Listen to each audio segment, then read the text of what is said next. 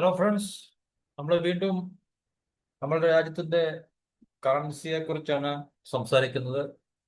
പല സമയങ്ങളിലായിട്ട് നമ്മൾ രൂപയുടെ ഡിപ്രീസിയേഷനെ കുറിച്ച് പല വീഡിയോകൾ നമ്മൾ ചെയ്തിട്ടുണ്ട്. വീണ്ടും നമ്മൾ മറ്റൊരു വീഡിയോ ചെയ്യുകയാണ്. ഇവിടെയും നമ്മളുടെ പ്രധാനപ്പെട്ട ഒരു ടോപ്പിക് എന്ന് പറഞ്ഞു കഴിഞ്ഞാൽ രൂപയുടെ മൂല്യം ഇടിയുന്നതിനെ കുറിച്ച് തന്നെയാണ്. അപ്പൊ രൂപയുടെ മൂല്യം താഴോട്ട് പോയിക്കൊണ്ട് തന്നെ ഇരിക്കുകയാണ്. നമുക്ക് പ്രത്യേകിച്ച് അതില് ഒരു ഇംപ്രൂവ്മെന്റ് അല്ലെങ്കിൽ ഒരു മാറ്റം, ഒരു മെച്ചപ്പെട്ട മാറ്റം എന്നുവെച്ചാൽ രൂപ അപ്രീഷിയേറ്റ് ചെയ്യുന്നതായിട്ട് നമുക്ക് കാണാൻ സാധിക്കുന്നില്ല. 90ആയി, പിന്നെ 90.1234 തൊണ്ണൂറ്റൊന്നായി, 92ആയി, 93ആയി, അങ്ങനെ 95 ഒക്കെ ഏകദേശം ആയിട്ടുണ്ട് ഇന്ത്യയുടെ കറൻസിയുടെ മൂല്യം. അത് നമ്മൾ ഡോളറുമായിട്ടാണ് അതിനെ താരതമ്യം ചെയ്ത്, അല്ലെങ്കിൽ ഡോളറുമായിട്ട് നമ്മളതിനെ ഫിക്സ് ചെയ്തിട്ടുണ്ടെങ്കിൽ നമുക്ക് ഡോളർ വേഴ്സസ് റുപ്പി എന്നുള്ള ഒരു താരതമ്യേന ആ ഒരു കമ്പാരിസൺ വെച്ചിട്ടാണ് നമ്മൾ എപ്പോഴും രൂപയുടെ മൂല്യത്തെ നമ്മൾ കണക്കാക്കുന്നത്. അപ്പൊ ഇവിടെ നമുക്ക് ഈ വർഷം മാത്രം രൂപയുടെ മൂല്യത്തിൽ 5.5% ഇടിവ് രേഖപ്പെടുത്തിയിട്ടുണ്ടെന്ന്. ഈ വർഷം എന്ന് പറയുമ്പോൾ 4 മാസം കഴിഞ്ഞിട്ടുള്ളൂ. ഏപ്രിൽ 30-ന് ഡോളറിനെതിരെ ഇന്ത്യൻ റുപ്പി 95.33 എന്ന റെക്കോർഡായിരുന്നു. അത് നമുക്കറിയാം, ഇപ്പൊ 95 കഴിഞ്ഞ് 95.33, 95.55 എന്നൊക്കെ പറഞ്ഞ് രൂപയുടെ മൂല്യം കുറയുകയാണ്. അറിയാൻ വയ്യാത്ത ആൾക്കാർ വിചാരിക്കും ഇന്നലെ കഴിഞ്ഞ വർഷം 90 ഉണ്ടായിരുന്നല്ലോ, ഈ വർഷം 95 അപ്പൊ 90-ൽ നിന്ന് 95, അതുകൊണ്ട് രൂപയുടെ മൂല്യം കൂടി എന്നുള്ള ധാരണയിൽ നിൽക്കുന്ന ആൾക്കാർ ഉണ്ട്. അതിനെക്കുറിച്ച് കൃത്യമായിട്ടുള്ള അറിവില്ലാത്ത ആൾക്കാരാണ്. ശരിക്കും പറഞ്ഞാൽ നമ്മൾ ഈ കാണുന്ന റേറ്റ് മുകളിലോട്ട് പോകുന്നതോ അതിൻ്റെ അകത്ത് നിന്ന് രൂപയുടെ മൂല്യം കുറയുക എന്നുള്ളതാണ്. അപ്പൊ ഈ കഴിഞ്ഞ ദിവസങ്ങളിൽ 94.95 എന്ന നിലവാരത്തിലാണ് വ്യാപാരം ആരംഭിച്ചത്. എന്നാലും 95 മുകളിലേക്ക് രൂപയുടെ മൂല്യം താഴ്ന്നിട്ടുണ്ട്, അല്ലെങ്കിൽ പൂക്കൂത്തിട്ടുണ്ടാകും. അപ്പൊ ഇതിനകത്ത് തീർച്ചയായിട്ടും നമുക്കറിയാം, ഏതൊരു രാജ്യത്തിന്റെയും സെൻട്രൽ ബാങ്കിനാണ് ആ രാജ്യത്തിന്റെ കറൻസിയുടെ മുകളിൽ അതോറിറ്റി ഉള്ളത്. അപ്പൊ ആ രാജ്യത്തിന്റെ കറൻസിയെ നിയന്ത്രിക്കുക അല്ലെങ്കിൽ ആ കറൻസിയെ പ്രൊട്ടക്ട് ചെയ്യുക എന്നുള്ളത് അതാത് രാജ്യത്തെ സെൻട്രൽ ബാങ്കിന്റെ ഉത്തരവാദിത്വമാണ്. നമ്മുടെ ഇവിടെ അതുപോലെ തന്നെ RBI എന്ന് പറയുന്ന നമ്മളുടെ സെൻട്രൽ ബാങ്കിനാണ് നമ്മളുടെ രൂപയെ പ്രൊട്ടക്ട് ചെയ്യുക, അല്ലെങ്കിൽ രൂപയുടെ മൂല്യത്തെ പിടിച്ചു നിർത്തുക, കൺട്രോൾ ചെയ്യുക എന്നൊക്കെയുള്ള ആ ഒരു ഉത്തരവാദിത്വം. അതുകൊണ്ട് അതിലേക്ക് വേണ്ട മെഷേഴ്സ് എടുക്കുവാൻ ഉള്ള മോണിറ്ററി അതോറിറ്റി എന്ന് പറയുന്നത് നമ്മളുടെ സെൻട്രൽ ബാങ്ക് ആയിട്ടുള്ള RBIക്കാണ്. നമുക്കറിയാം, RBI എന്ന് പറയുന്നത് സെൻട്രൽ ബാങ്കിന് മോണിറ്ററി പോളിസിയിൽ മാത്രമേ ഉള്ളൂ അവരുടെ അതോറിറ്റി. ഫിസിക്കൽ അതോറിറ്റി എന്ന് പറഞ്ഞാൽ ഗവൺമെന്റാണ്, അല്ലെങ്കിൽ ഫിസിക്കൽ പോളിസീസ് നമ്മളുടെ ഗവൺമെന്റിന്റെ ഡ്യൂട്ടിയാണ്. മോണിറ്ററി പോളിസി എന്ന് പറയുന്നത് RBIയുടെ അല്ലെങ്കിൽ സെൻട്രൽ ബാങ്കിന്റെ റെസ്പോൺസിബിലിറ്റിയാണ്. അപ്പോൾ നമുക്ക് ഈ ഒരു കാര്യത്തിൽ RBIക്കാണ് കാര്യങ്ങൾ ചെയ്യുവാൻ സാധിക്കുന്നത്. RBIക്ക് ചെയ്യാൻ സാധിക്കുന്ന പറഞ്ഞാൽ അത് ചെയ്യേണ്ട അതോറിറ്റി അല്ലെങ്കിൽ ഓതറൈസ്ഡ് ഇൻസ്റ്റിറ്റ്യൂഷൻ അല്ലെങ്കിൽ ഓർഗനൈസേഷൻ എന്ന് പറഞ്ഞാൽ RBI ആണ്. അപ്പൊ 2013 ഒരു മാതൃക, RBI ഉപയോഗിച്ചൊരു മാതൃക വീണ്ടും പൊടി തട്ടിയെടുക്കുകയാണ് നമ്മുടെ രൂപയെ രക്ഷിക്കാൻ വേണ്ടി, അല്ലെങ്കിൽ നമ്മളുടെ ഈ രൂപ കൂടുതൽ താഴേക്ക് ഈ മൂല്യം കുറയുന്നതിൽ നിന്ന് അതിനെ പ്രൊട്ടക്ട് ചെയ്യാൻ വേണ്ടി 2013 നമ്മളുടെ രഘുറാം രാജൻ RBI പിന്നെ ഗവർണറായിരുന്ന സമയത്ത് അദ്ദേഹം പ്രയോഗിച്ചൊരു മാർഗം വീണ്ടും RBI ഉപയോഗിക്കാൻ പോവുകയാണ് എന്നാണ് നമുക്ക് മനസ്സിലാക്കാൻ സാധിക്കും. നമുക്കറിയാം, ഈ രൂപയുടെ മൂല്യം കുറയുന്നതിന്റെ കാരണം എന്ന് പറഞ്ഞു കഴിഞ്ഞാൽ നമ്മുടെ രാജ്യത്തുള്ള ഡോളറിന്റെ ക്വാണ്ടിറ്റി കുറയുമ്പോഴാണ് രൂപയുടെ മൂല്യത്തിന് ഇടിവുണ്ടാകുന്നത്. ഡോളറിന്റെ ക്വാണ്ടിറ്റിയിൽ ഈ കുറവുണ്ടാകുന്ന പല കാരണങ്ങളുണ്ടാണ്. ഒന്നുകിൽ നമ്മളുടെ ഇമ്പോർട്ട് ക്രമാതീതമായിട്ട് കൂടുമ്പോൾ ഏതെങ്കിലും സമയത്ത്, അല്ലെങ്കിൽ മറ്റേതെങ്കിലും തരത്തിൽ നമ്മുടെ മാർക്കറ്റിൽ നിന്നും ഡോളർ വെളിയിലേക്ക് ഒഴുകുമ്പോഴൊക്കെ തന്നെ അത് കൂടുതൽ സംഭവിക്കുന്നതിൽ ഇവിടെ നിക്ഷേപിച്ചിരിക്കുന്ന വിദേശ നിക്ഷേപകരൊക്കെ തന്നെ ഇവിടെ ലാഭം കുറയുമ്പോൾ മറ്റു ലാഭമുള്ള മാർക്കറ്റിലേക്ക് നിക്ഷേപിക്കാൻ വേണ്ടി അവർ ഇവിടുന്ന് അവരുടെ പണം പിൻവലിക്കുമ്പോൾ തീർച്ചയായിട്ടും നമുക്ക് ഡോളർ ആണ് പുറത്തേക്ക് ഒഴുകുന്നത്. അങ്ങനെ വരുമ്പോൾ ഈ മാസീവ് ഔട്ട്ഫ്ലോ എന്ന് പറയുന്നുണ്ട്, ഔട്ട്ഫ്ലോ ഓഫ് ഡോളർ. എന്നുവെച്ചാൽ നമ്മുടെ രാജ്യത്തു നിന്നും അല്ലെങ്കിൽ നമ്മുടെ സമ്പദ് വ്യവസ്ഥയിൽ നിന്നും ഡോളർ പുറത്തേക്ക് ഒഴുകുമ്പോൾ തീർച്ചയായിട്ടും രൂപയുടെ ഹെൽത്തിനെ അല്ലെങ്കിൽ സ്ട്രെങ്തിനെ അല്ലെങ്കിൽ ആ ഒരു എക്സ്ചേഞ്ച് റേറ്റിനെ ബാധിക്കാറ്. ഇവിടെ നമുക്ക് ചില കാരണങ്ങൾ ഏറെക്കുറെ ഈ പറഞ്ഞ കാരണങ്ങളൊക്കെ തന്നെയാണ്. അപ്പൊ നമുക്കറിയാം, വെസ്റ്റ് ഏഷ്യയിൽ അല്ലെങ്കിൽ മിഡിൽ ഈസ്റ്റിലെ യുദ്ധം നിൽക്കുന്നത് കൊണ്ട്, അല്ലെങ്കിൽ യുദ്ധത്തിന് സമാനമായിട്ടുള്ള സാഹചര്യം നിൽക്കുന്നത് കൊണ്ടും ഈ പറഞ്ഞ രൂപയുടെ മൂല്യത്തകർച്ച പിടിച്ചു നിർത്താൻ ഒരു പരിധിവരേക്ക് RBI കൺട്രോൾ ചെയ്യാൻ സാധിക്കത്തുള്ളൂ. അതിന് ചില എമർജൻസി മെഷേഴ്സ് അല്ലെങ്കിൽ അടിയന്തര നടപടികൾ എടുക്കാൻ വേണ്ടി RBI തീരുമാനമെടുത്തിട്ടുണ്ട്. 2013 രാജ്യം നേരിട്ട ഇതുപോലുള്ള ഒരു സമാനമായിട്ടുള്ള ക്രൈസിസ് അല്ലെങ്കിൽ ഒരു സിമിലർ ക്രൈസിസ് പ്രതിസന്ധി ഘട്ടത്തിൽ നടപ്പിലാക്കിയ എമർജൻസി പ്ലേ ബുക്ക് വീണ്ടും ഓപ്പൺ ചെയ്യാൻ വേണ്ടിയാണ് RBI തീരുമാനിക്കുന്നത്.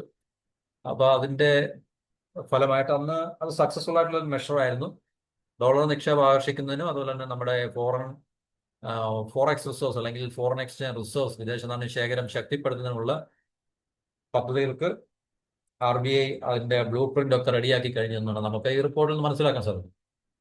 അപ്പോൾ നമ്മൾ രൂപയുടെ മൂല്യത്തിന്റെ ഡേറ്റ പറഞ്ഞ് ഈ വർഷം മാത്രം 5.5% ഇടിവാണ് ഉണ്ടായിട്ടുള്ളത്. ഏകദേശം 95.33 എന്ന റെക്കോർഡ് ഏപ്രിൽ 30 രൂപയുടെ മൂല്യം എത്തിയിരുന്നു. അപ്പൊ ഈ രൂപയെ പിടിച്ചുലയ്ക്കുന്ന ചില കാരണങ്ങൾ എന്ന് പറയുന്നത് നമുക്കറിയാം. ഈ യുദ്ധം ഉണ്ടായ ശേഷം സ്ട്രേറ്റ് ഓഫ് ഹോർമൂസ് അല്ലെങ്കിൽ ഹോർമൂസ് കടലെടുക്ക് ഇറാൻ ബ്ലോക്ക് ചെയ്യുകയും അതിന്റെ ഫലമായിട്ട് എണ്ണയുടെ വിലയ്ക്ക് ഒക്കെ ഒത്തിരി എണ്ണയുടെ വില മുകളിലോട്ട് പോവുകയൊക്കെ ചെയ്തിട്ടുണ്ട്. അപ്പൊ നമുക്കറിയാം നമ്മളത് ഇമ്പോർട്ട് ചെയ്യുന്ന രാജ്യമാണ്, വളരെ വൻതോതിൽ ഇമ്പോർട്ട് ചെയ്യുന്ന രാജ്യമായതുകൊണ്ട് എണ്ണവില കൂടുമ്പോൾ നമുക്ക് ഇറക്കുമതി ചെലവ് കൂടും. ഫോർ എക്സാമ്പിൾ, യുദ്ധത്തിന് മുമ്പ് $60 അല്ലെങ്കിൽ $80 ഒക്കെ ക്രൂഡിന് ഒരു ബാരലിന് ഉണ്ടായിരുന്നത് ഇപ്പം 120, 140 അല്ലെങ്കിൽ 150 ഒക്കെ ആകുമ്പോൾ തീർച്ചയായിട്ടും $60 എന്നുള്ള സ്ഥലത്ത് നമുക്ക് അല്ലെങ്കിൽ $80 എന്നുള്ള സ്ഥലത്ത് ഇപ്പൊ നമുക്ക് 110, 120 കൊടുക്കണം. അപ്പൊ തീർച്ചയായിട്ടും നമ്മളെ ഇമ്പോർട്ട് ചെയ്യുന്ന രാജ്യമായതുകൊണ്ട് നമുക്ക് ഡോളർ കൊടുത്ത് ഇത് മിഡിൽ ഈസ്റ്റിൽ നിന്നോ അല്ലെങ്കിൽ അതുപോലുള്ള രാജ്യത്തു നിന്ന് നമുക്ക് ഇമ്പോർട്ട് ചെയ്യാൻ സാധിക്കുന്നത് കൊണ്ട് തീർച്ചയായും നമുക്ക് കൂടുതൽ ഡോളർ കൊടുക്കുകയും നമ്മുടെ ഇമ്പോർട്ട് ബില്ല് കൂടും, ഇറക്കുമതി ചെലവ് കൂടും എണ്ണവില കൂടുമ്പോൾ. അപ്പൊ നമ്മുടെ രാജ്യത്ത് നിന്ന് കൂടുതൽ ഡോളർ പുറത്തേക്ക് ഒഴുകും. അപ്പോൾ പുറത്തേക്ക് ഒഴുകുമ്പോൾ അത് രൂപയുടെ മൂല്യത്തെ ബാധിക്കും. അതുപോലെ തന്നെ വിദേശ നിക്ഷേപം, ഫോറിൻ ഇൻസ്റ്റിറ്റ്യൂഷണൽ ഇൻവെസ്റ്റേഴ്സ് ഉണ്ട്, പോർട്ട്ഫോളിയോ ഇൻവെസ്റ്റേഴ്സ്.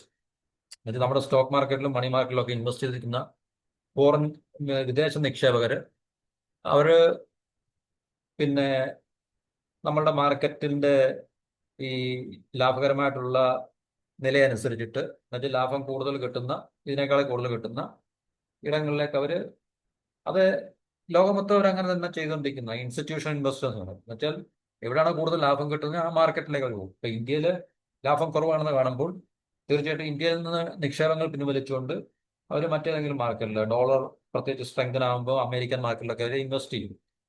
അപ്പൊ ഈ രൂപയുടെ മൂല്യം ഇവിടുന്ന് ഡോളർ പോകുന്നുണ്ട്, കുറയാൻ സാധ്യതയുണ്ട്. മാർച്ച് ഏപ്രിൽ മാസങ്ങളിൽ മാത്രം ഈ പറഞ്ഞ വിദേശ ഫോറിൻ ഇൻസ്റ്റിറ്റ്യൂഷണൽ ഇൻവെസ്റ്റേഴ്സ് ഇന്ത്യൻ വിപണിയിൽ നിന്ന് $19 ബില്യൺ പിൻവലിച്ചതായിട്ടാണ് കണക്കുകൾ പറയുന്നത്.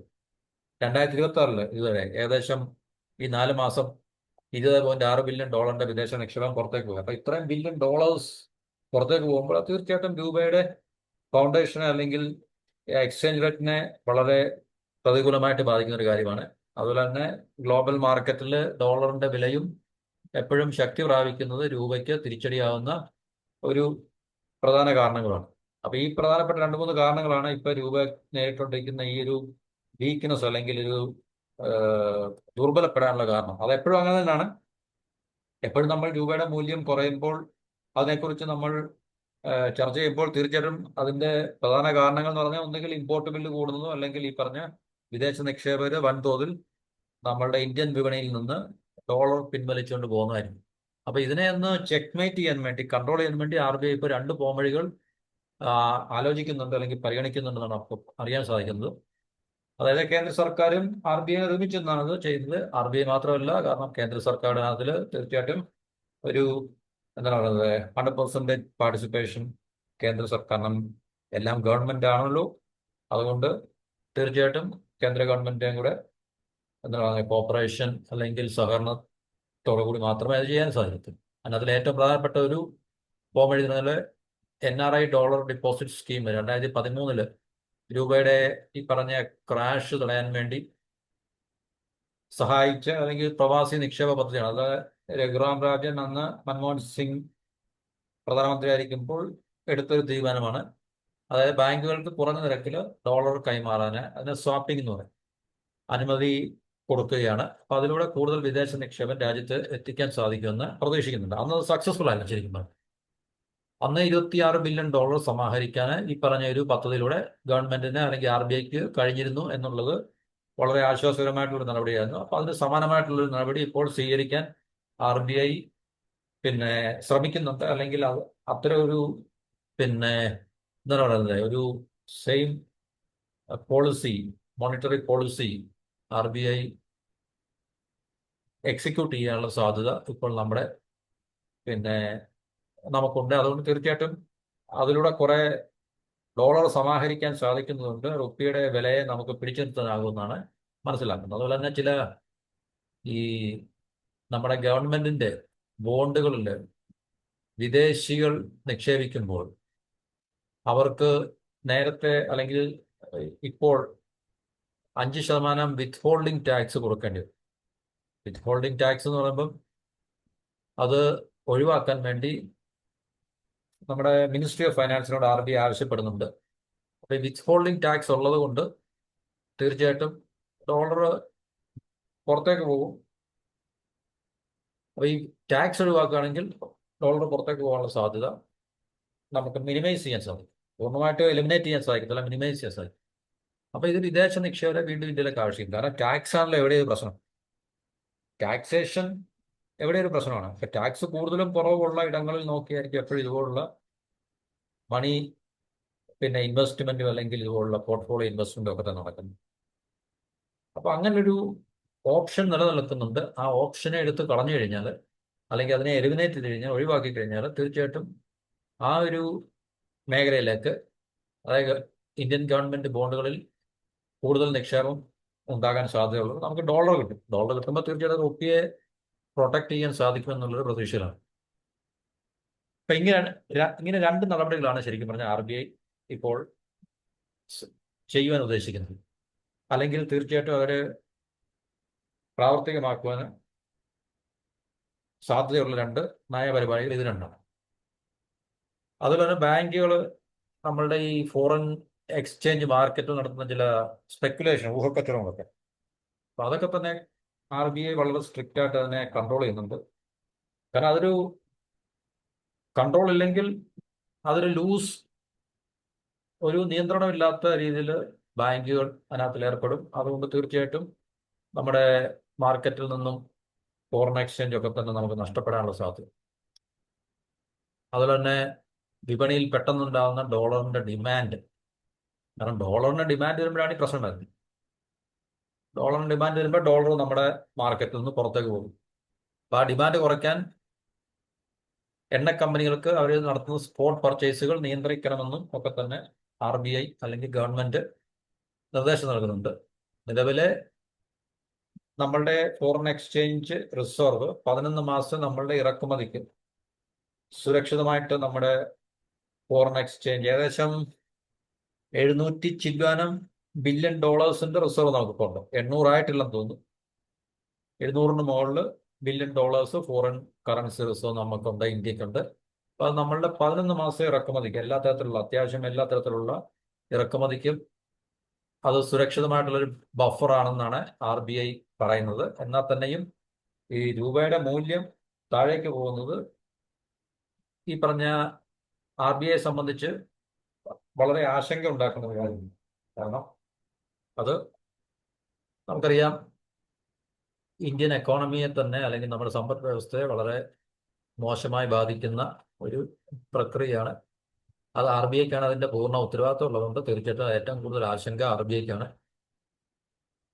കേന്ദ്ര സർക്കാരിനും ഉണ്ട്. കാരണം നമ്മളുടെ ടോട്ടൽ സ്റ്റേറ്റിന്റെ ഒരു ഓട്ടോണമസ് ഇൻസ്റ്റിറ്റ്യൂഷൻ മാത്രമാണ് RBI. RBIക്ക് മാത്രം എന്ന് പറയുമ്പോൾ തീർച്ചയായിട്ടും അത് ശരിയല്ല, നമ്മളുടെ ഭരണകൂടത്തിന് ആശങ്ക ഉണ്ടാക്കുന്ന ഒരു കാര്യമാണ്. പക്ഷെ തീർച്ചയായിട്ടും ചില കാര്യങ്ങൾ മാർക്കറ്റിന്റെ കൈകളിലായതുകൊണ്ട് അത് മാർക്കറ്റ് തീരുമാനിക്കും. ഡോളർ ഇവിടുന്ന് പോകണോ വേണ്ട എന്നുള്ളത് മാർക്കറ്റ് തീരുമാനിക്കും. ഈ ഇൻസ്റ്റിറ്റ്യൂഷനോ തന്നെ RBI എന്ന് പറയുന്ന ഓർഗനൈസേഷനോ അല്ലെങ്കിൽ ഒരു പരിധിയിൽ കൂടുതൽ ഇതിനകത്തിൽ ഇടപെടാനും സാധിക്കത്തില്ല എന്നുള്ളതാണ് ഇതിനകത്തിൽ ഏറ്റവും പ്രധാനപ്പെട്ടുള്ളൊരു കാര്യം. ഇതാണ് നമുക്ക് ഇത്രയും രൂപയുടെ മൂല്യ ശോഷണത്തെക്കുറിച്ച് തൽക്കാലം ഷെയർ ചെയ്യാനുള്ള ലേറ്റസ്റ്റ് ആയിട്ടുള്ള ചില ഇൻഫർമേഷൻ. മറ്റൊരു ടോപ്പിക്കുമായിട്ട് അടുത്ത വീഡിയോ. എല്ലാവർക്കും നന്ദി, നമസ്കാരം.